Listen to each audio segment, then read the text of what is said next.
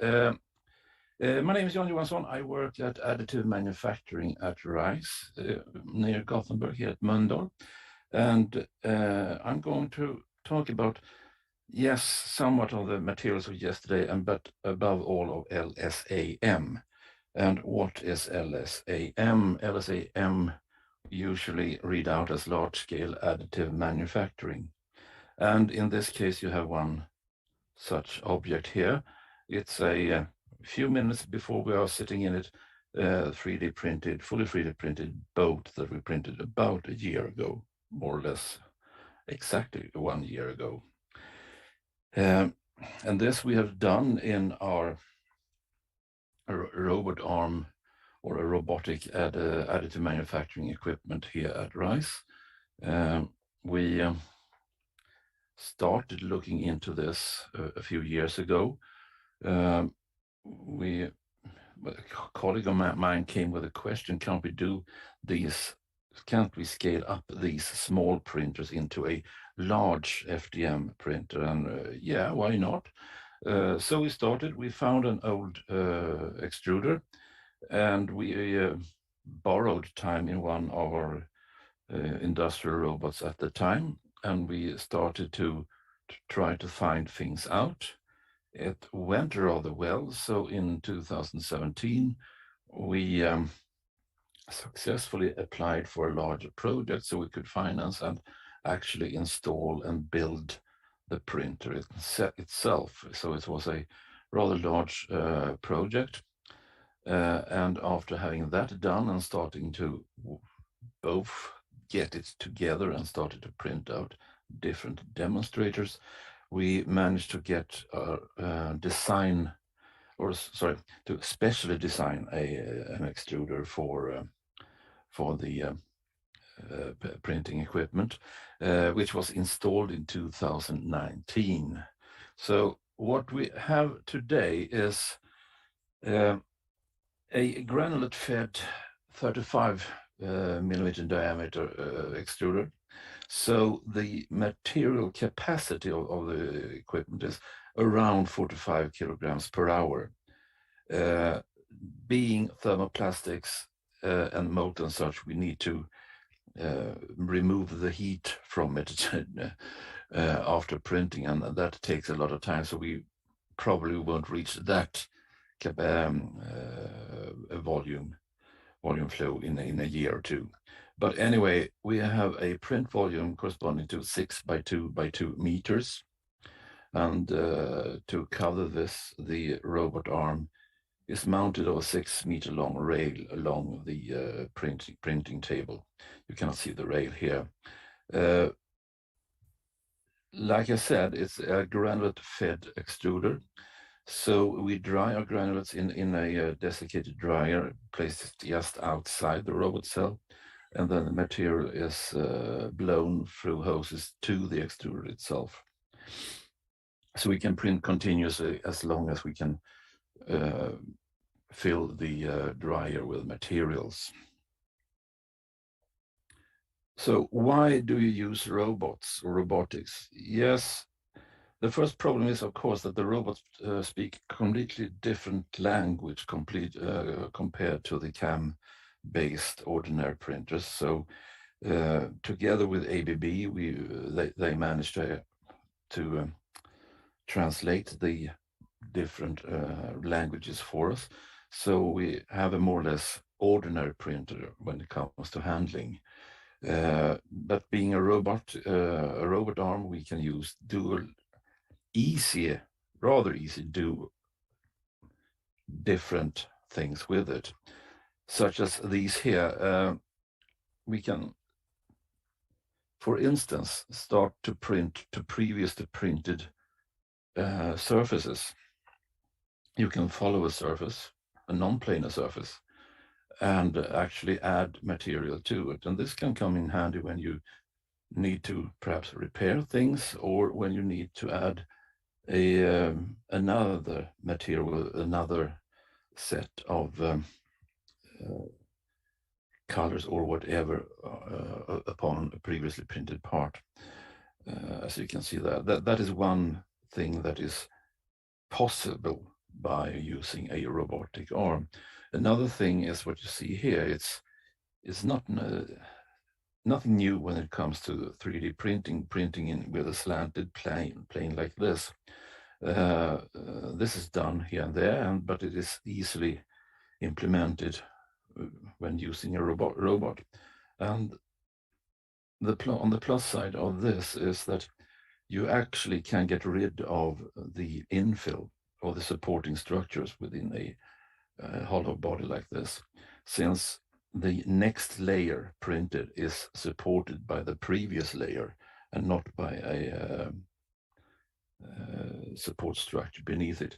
You can more or less get rid of all support structures within a hollow body, which of course is beneficial when it comes to use of materials and so on. So another question that is often asked is, what materials do we use? Yes, we have a thermoplastic extruder, so we obviously use thermoplastics, but any kind of thermoplastic.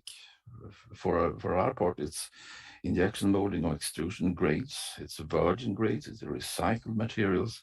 Yes, we can fiber reinforce the materials or use reinforced materials, but in this case it is of course short fiber reinforced materials such as you normally find in injection molding grades and so on. And of course wood polymer composites, WPCs, are quite common today and often asked for when it comes to parts. So then we have a lot of materials to choose from, but in what shape should the materials be to be able to be printable? Yes, the first question that needs to be answered is the delivery form. Is it perfect granulates? Is it flakes? Or in what way does it come? And this we need to assess in some way, just to see that you actually can get an even flow of material into the extruder. The extruder itself is designed so it would swallow most kind of delivery forms, but you never know. The next question that needs to be asked by yes is, will it adhere to the build surface? The first layer that you lay upon the build table need to stick to it in some way. Otherwise, we would just be pushing around a glowing blob of molten plastics around. And this is usually handled either by choosing the correct base materials to print on, or increasing the temperature of the table, or perhaps in some cases just increasing the temperature of the print material itself. But okay, when you can answer these two questions by yes, then you can actually start to try to print. And of course, if it's a kind of material that you had used before or similar to something that you've been using, you can go more or less straight at it. But if it's something that is new or the material which you need to get more information around, we usually run a small-scale design of experiment testing round, where we vary the melt temperature, the speed we print with, the flow through the extruder, or perhaps external cooling by fans or on or off. And as you can see that on the palette that in the photography, the surface or the outcome of different settings can vary rather much when you just look at it. And also if you go further and check what the parameters have, what influence they have on the mechanical behavior of the part. So the same materials you saw in the last image, and glass fiber filled polypropylene, we actually cut out test specimens from those boxes you saw on the palette, and we tested them in a 3-point bending mode. And the layers are the sample is cut across the layers. So we actually test more or less the interface between two layers in a way. And in that test that we run for this material, we found that the worst case, or the lowest peak load that we saw, was in one setting where we reached 44 kilonewtons of peak load, and the best case was 3 times that. So it's quite a wide span that you can affect with your settings during printing. And of course, the individual layer height and the layer width, I'll say perhaps rather the bead width, of course, plays a role as well. But anyway,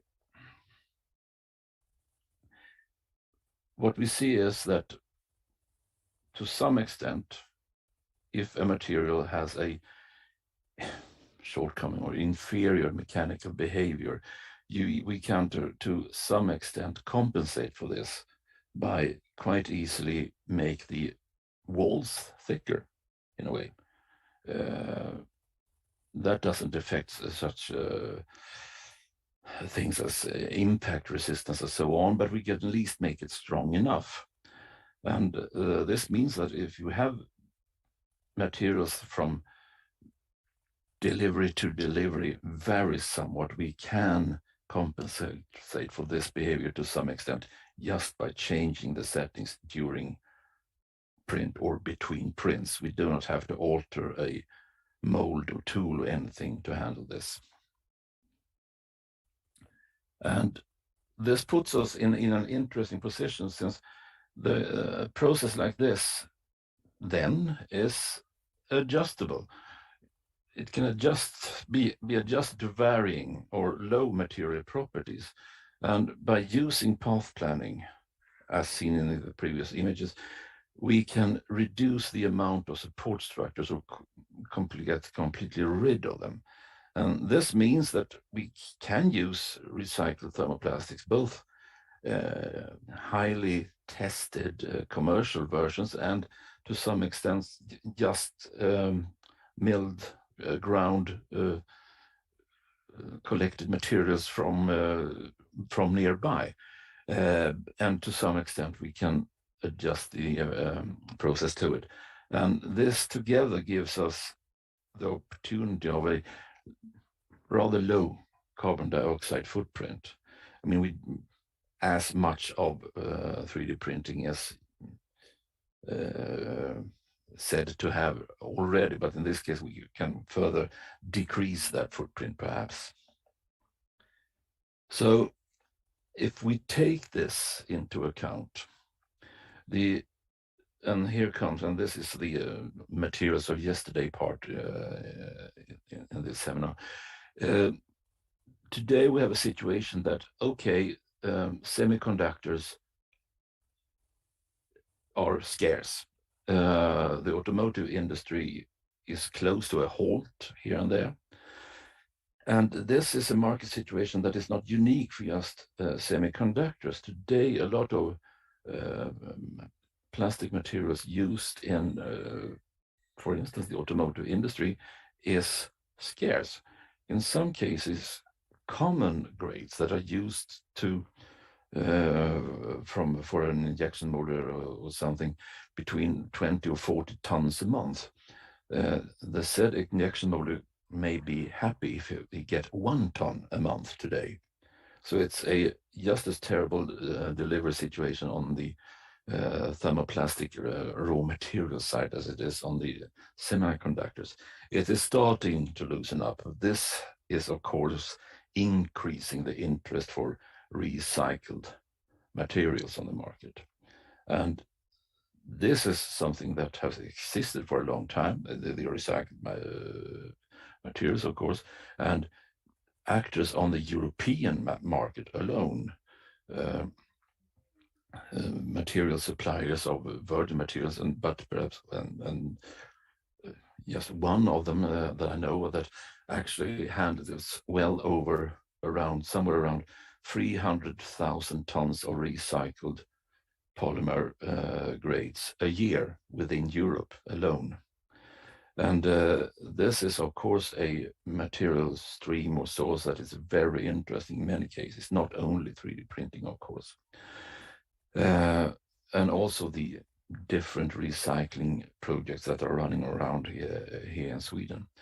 And together with this, we also have forest-based products like wood polymer composites and so on that are also experiencing an increasing interest around.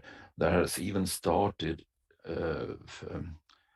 plants for producing these materials here in Sweden today, and the materials are brought to market today in a way. And of course, this is also a version of locally available materials. We have a lot of forest in our country, at least, and we are reading less and less papers. So the paper production is going down. Something else needs to be done, and why not forest-based composites?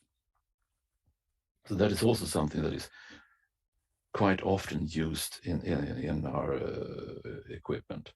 And as a few examples here, what have been done, can be done, maybe will be done, when it comes to wood fiber-filled polymers. The first example here is the rear end, the rear bumper on the Volkswagen Golf.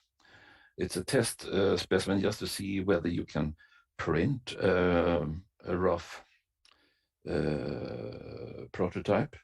This is, of course, something that should benefit from milling processes and so on afterwards in a hybrid process, but still this is done today, and this is of a rather high interest from the automotive industry to make these prototypes, these test specimens, and do it in a material that has as low environmental impact as possible. The next picture is from our restaurant here at Rice, where we have the opportunity to actually display some of our things. There are two vases in two different wood composites, and it's free for the, of course, for the people eating in the restaurant to just touch and feel and so on, and just get a feeling for what is available today. And the third image is recycling taking into an absurd state. It is actually a tree in parts, 3D printed in a wood fiber filled polylactic acid. It is actually part of a artful decoration and was shipped to a newly built hospital in Finland. But this is it's an artist who actually designed this very, very specific tree with its limbs and so on, and it's then printed in wood fiber filled materials. So it's in a way that is going full circle then. So we have a printable with which we can build large things, and you saw the boat in the beginning.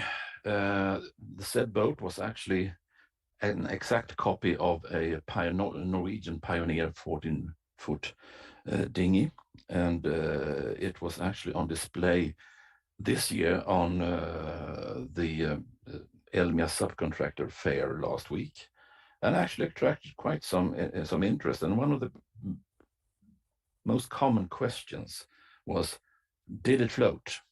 Have you actually tested it?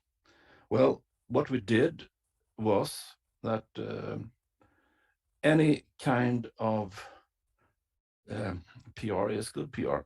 So we printed the boat, we added all the grips, handles, and so on that we actually got from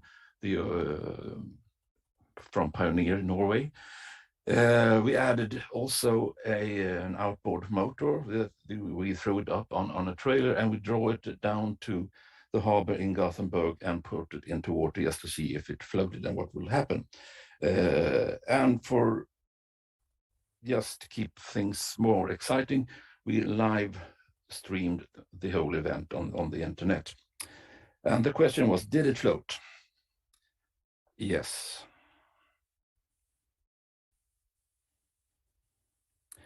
That is probably the world's first fully 3D printed boat that actually has been used and floated afterwards as well.